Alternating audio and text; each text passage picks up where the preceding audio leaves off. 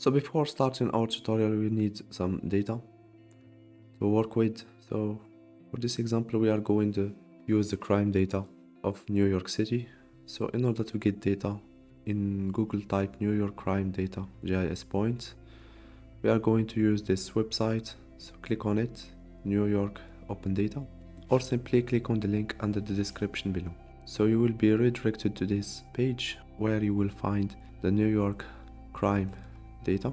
So this is where we are going to download our data, and this is the expectation for each column. So without further ado, we are going to export this data. In order to do this, click on this export button, and I will click on CSV for Excel.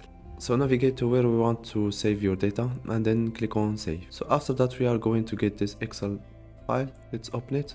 Now you can see that we got a lot of information inside of this Excel, but the most important information is our latitude and longitude. So now I'm going to open ArcGIS Pro, and we are going to add our Excel file. To do this, head over to map and then click on add data, and then click on XY point data.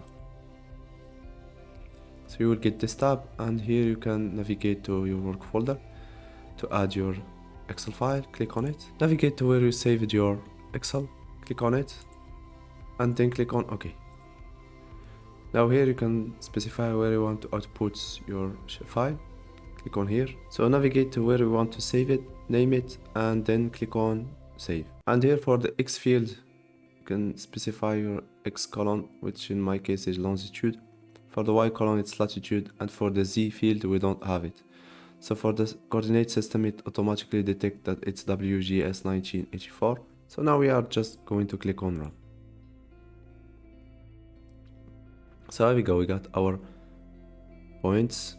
Now in order to visualize our crime rate, we are going simply to click on our file and then go to symbology. And here you can click on this menu and look for heat map.